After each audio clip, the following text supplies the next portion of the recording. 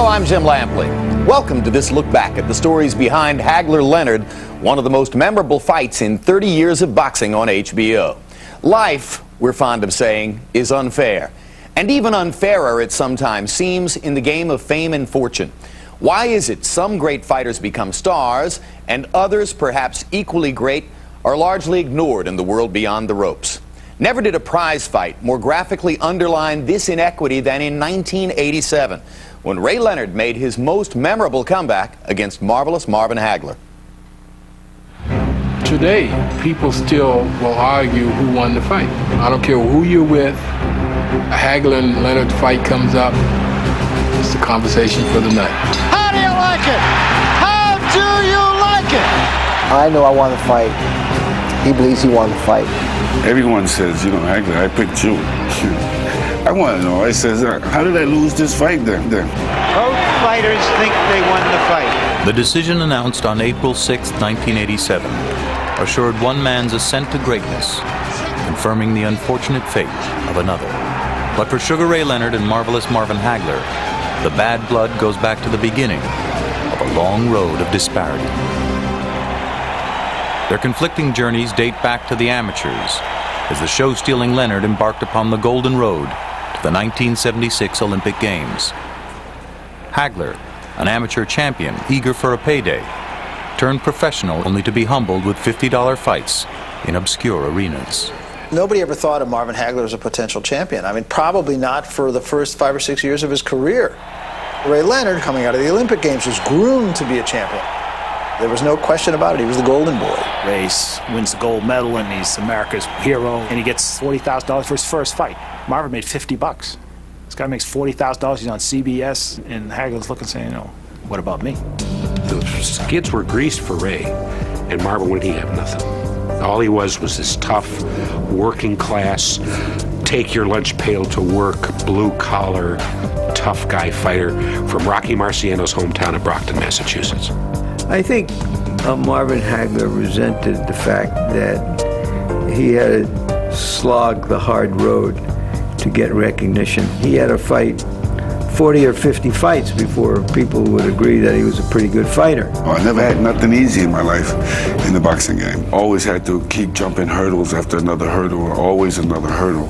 After 6 long years and 49 professional fights, an embittered Hagler was desperate for a shot at the title. This is a feature attraction of the afternoon.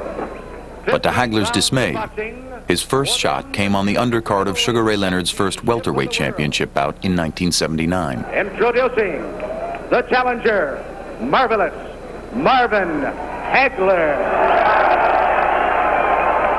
And the inequity of Leonard's $1 million paycheck and Hagler's $40,000 purse continued to fuel the envy of a brawler fighting for respect. Vito stunned by a Hagler right. Yet despite a damaging performance requiring multiple stitches in Vito Antuofermo's face, Hagler's dream of becoming middleweight champion fell short. The decision is a draw. It's a draw. Antuofermo is skilled. Vito retains the title. Good Lord, they called it a draw. A very popular Sugar Ray Leonard. Later that night, Leonard's impressive victory over Wilfredo Benitez only enhanced the celebrity of an already adored star. Hagler's hard road to the title finally ended a year later in London, England, with a gory 3-round TKO of Britain's own Alan Minter. But an enraged arena robbed the new champion of his long-drawn moment to shine. And Hagler's on his knees, acclaiming his victory. Some people are throwing beer cans. One's landed on me. Beer cans are being hurled in all over the ring. There's a fight. That's one of the things that disappointed Marvin, because he didn't get to walk around the ring and have the fans show him their approval. Didn't happen. Now determined to stay on top, Hagler unleashed an endless string of consecutive knockouts, each one concluding in the celebration of his beloved belt. To be middleweight champion of the world meant everything to Marvin Hagler. That was what it was all about for him. It was his announcement to the world that he was somebody and meant something. In the meantime, America's sweetheart, Sugar Ray Leonard, danced down a celebrated road of psychological savvy, avenging his only professional loss by frustrating the great Roberto Duran into quitting. Then dazzling fans with a potent encore against the hitman, Thomas Hearns. And that's all. It's over, and Ray Leonard is the undisputed welterweight champion of the world against the... By 1981, the undisputed king of boxing was exceeding the purses of heavyweights and basking in the affection of infinite fans. Wow, was that the chick? No, that's just my dad. But a fight between boxing's contrasting champions now seemed imminent. It was obvious that, they had to get together. You had Sugar Ray, the pretty boy, the ABC kid, the flurry, the flash, the sizzle. And you got Marvin, Marvin just plugging along, mean, furious, leaving carnage behind him. Ray wanted to walk down the street and people say, there's Ray Leonard, he's the greatest fighter that ever lived. And the way he could get there was by beating Marvin Hagler, the most menacing man within his realm. And it became an obsession with him, I think. It was interrupted, this obsession. It was interrupted by the detached retina. The discovery of Leonard's detached retina in June of '82 was initially considered a career-ending eye injury. But with advanced medical treatment, doctors gave Leonard the green light to continue fighting. But the pull of public opinion proved stronger than medicine. I was 25 years old. I didn't want to quit. But because of who I was, there was mass hysteria that I was willing to risk my eyesight. He said, man, you got to be crazy. You got to be stupid. Come on, we're going to fight again. You can go blind. You got enough money, got a nice family, give it up. If Ray Leonard does decide that's enough, I've had it, I'm not going to have a go at Marvin. You got to make some of that money. I'm tired of people telling me how generous he is and how good friends we go. If I'm such a good friend, give me that big payday then. That's what we want. We want to show real artists and everything else out there, and I believe that it's us that can do it. All right. I like that. Mike trying to sign me up. With Hagler's hopes running high, Leonard invited Muhammad Ali, Howard Cosell, and 10,000 other friends and fans to a gala ceremony in Baltimore's Civic Center. For Hagler's camp, the personal request of their presence could only mean one thing. We figured that he invited us down to make the official announcement to the world that he was going to challenge marvelous Marvin Hagler. And as I stand here, in 1 second, I'll tell you exactly what I'm going to do. And we sat there with that anticipation as Leonard led us down the primrose path. To Marvin Hagler, a fight with this great man, this great champion, could be one of the greatest fights in the history of boxing. And when we got to the end of the primrose path, he cut off our head. But unfortunately, it'll never happen. Thank you, and God bless you all. Thank you. It was like just a backhander across the face to Marvin. You fool. You fool. You came all the way down here thinking I was going to give you this. There it is. Sugar Ray Leonard has retired, and God bless him. He had nothing more ever to prove. Marvin never, ever forgave him for that. To this day, you say Ray Leonard and you duck if you're with Marvin Hagler. Would you have liked to fight him? Sure. That's an opportunity that I'm going to miss, but I believe he'll be back. Though Leonard's life continued ringside, commentating on the accolades of others didn't sit well for a champion still in his prime. Well, we talk about just how marvelous Marvin Hagler was tonight, Ray. Ray is a guy who needs the spotlight. He's got to have the spotlight. I said, you know what? This is not fair. Because I wanted to fight Marvin Hagler. And I figured that my legacy was cut short. Ray wanted to fight, and if he wasn't in the ring, if he wasn't fighting, if he wasn't training for a fight, Ray was not happy. Hey guys, I'm back. Leonard's short-lived return in 1984 against an unranked journeyman named Kevin Howard had Hagler on hand to witness the first knockdown of Leonard's career. And a right hand from Kevin Howard put Sugar Ray Leonard right on the seat of his pants. Leonard rallied quickly to stop Howard in the ninth, but the damage to his pride appeared career-ending. It's just not there. I have retired for good. Leonard's departure for the second time finally left room for a marvelous main event, and 1985's epic three-round war against Thomas Hearns at long last cemented Hagler's coveted place in the spotlight. This one is is history. Marvin Hagler, a tremendous victory. That was really his coming out party, and that's what made him a superstar. One should grab oneself one of these Red Guard sports sticks because one would hate to be considered malodorous by one's chums. Now, wouldn't one? But once Marvin started to get national commercials and these kind of things that put him at that Ray Leonard level, then you knew that he had broken through and he was going to stay on top. My God, Tim, what punishment this Mugabe's taken, and he's still there. Reveling in the twilight of his career, Hagler's 12th consecutive title defense came in 1986 at the demise of John the Beast Mugabe. But while most witnessed a raging battle, one man sitting ringside saw only opportunity. It was one of the most brutal, physically exhausting, physically damaging fights I have ever seen. He's got him hurt. He's got him hurt. Mugabe finally goes down. 11th round, Marvin drops Mugabe. And Mugabe sat up like, the hell with this. I'm not getting up. I can't beat the man. And when the ref said 10, Ray stood up, he looked at me and said, I can beat him, I'm going to fight him. People ask me, you coming back? I said, no, I'm not coming back. But if Marvin Hagler called me, I consider something like that. Ray, wait about it. I'm not saying, no, JB, listen, we're talking here. I'm not saying I'm coming back. I said, if he should call me, it's something I could really consider. I was home watching TV.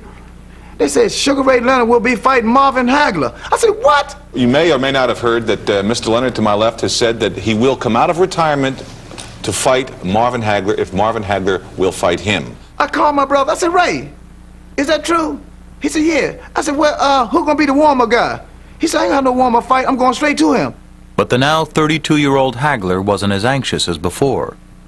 Undefeated for 11 years, and just 2 victories short of matching the record 14 middleweight title defenses, the veteran champion took his turn to play games. And now there's talk that you might not fight him. Is that true? Well, right now it's really hitting a lot of press. I think basically just has an ego. He's on an ego trip or something. Maybe a little jealousy. He's missing the limelight a little bit. But the way that I feel about it, I'm just going to sit back and I'm just going to lick my chops.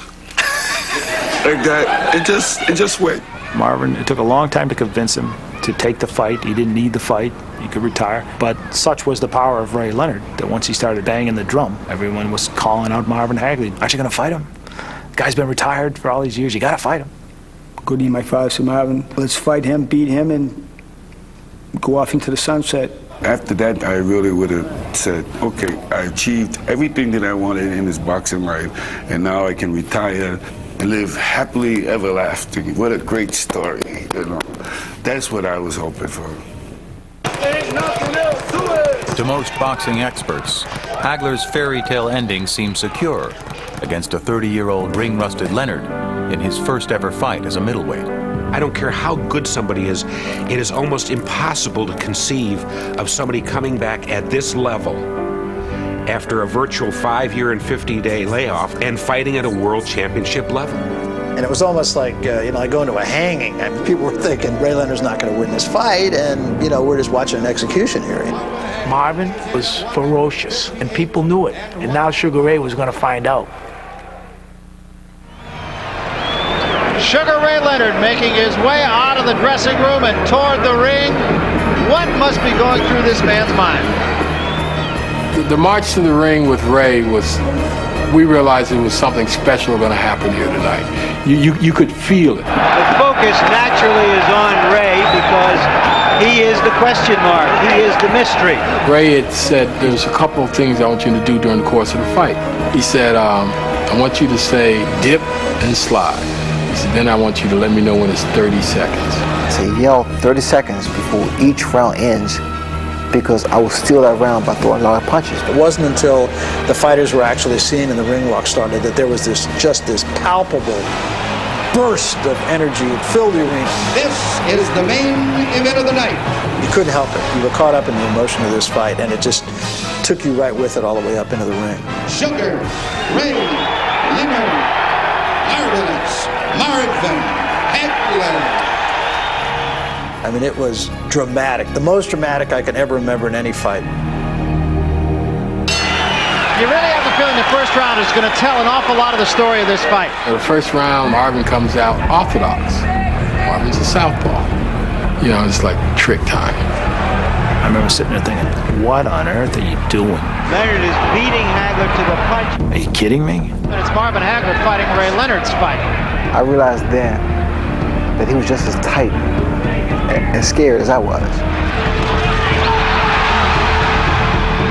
Where was the Marvin Hagler that came out of the ring like a whirling dervish and absolutely, utterly destroyed Thomas Hearns? Where was he?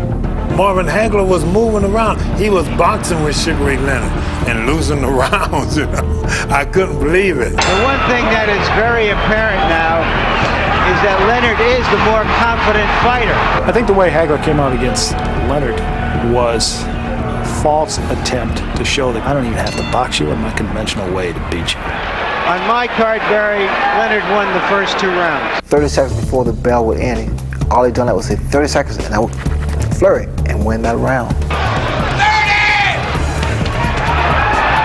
30! It worked like a charm. 30 seconds, boom, round's over. Put that one in the bank. Ding, round 2's in the books. Ding, round 3's in the books. Harold Letterman, how do you score the fight? Larry, I've got all 3 rounds for Sugar Ray Leonard. Fake this sucker, he'll go for it, Ray. Ray Leonard's punches in that fight were louder. It wasn't that they were any more effective than Marvin Hagler's punches. In fact, they absolutely weren't. But they came in bunches. They were pretty flashy. They were easy to see. They were good punches. They weren't just pity-patter punches. They were good, solid punches. A few round-stealing flurries is what he's trying to do. You can't win the fight with pitter-patter. Marvin was the aggressor, and I mean, that's what more or less what I scored on. Marvin's doing his thing. He's pursuing Sugar Ray, and he's stalking him and hunting him down, and he was beating him up. A good right. Ray seemed hurt. Big right hand by Marvin Hagler. And now Hagler chases Leonard. And Leonard would pop in, do his little dance and flurry and this and that. I'm a fighter, you know, and that's what I've always been. Hagler just continues to press Sugar Ray Leonard. But this guy was, you know, just like a little rabbit, man. I mean, pew, pew, pew, pew, pew. Ray Leonard wanted the bigger ring here. He got his wish, and he's using all of it. If you want to be the champion, if you want to take my title, I think you got to come and take it. This is what Hagler wants. He wants a war. All through the fight, you could see them talking. Hagler was saying to him, "Come on, bitch." And he was calling him a wuss. He was calling him a sissy. He said, "Stop and fight me like a man, you little bitch. Fight me like a man, you little bitch." And I said, "No." Ray don't fight nobody slugging. He's a mover, a boxer, a chess player. To me, he fought like still back in the Olympic days with the pitter-patter thing of running around and whatever. And I didn't feel as though he fought me like a champion. And Leonard with his hands at his side, really taunting Hagler. Hit him in the ass, you know, spin him around, do a little flurry, move around, dance, raise your hand. You know, the purists looked at that and said, "Ah, that's garbage." And now Hagler mocking Leonard. But meanwhile, what is it doing to this guy's head?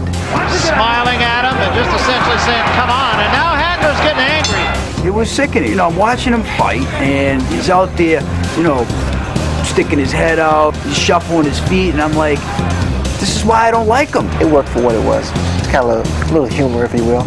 You don't make a mockery out of the sport. Ray, please, box. Deep breath.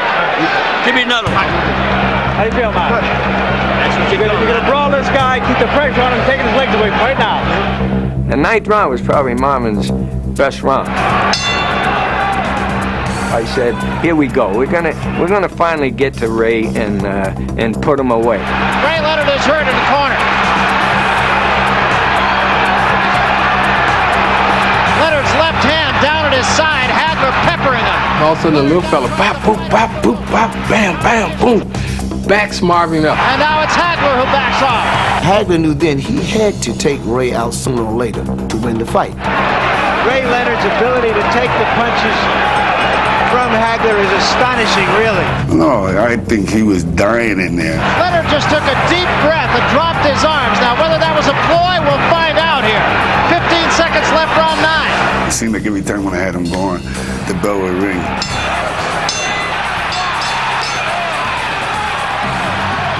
There was almost an audible sigh Oh, Blind Ray survived. Oh, Blind Ray survived. He was winning just because he wasn't losing. And how far will Ray Leonard's legs take him?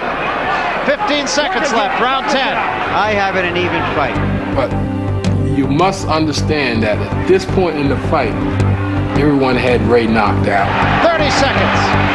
11th round. To me, at that point in the fight, the judges stopped watching the fight and started watching Ray.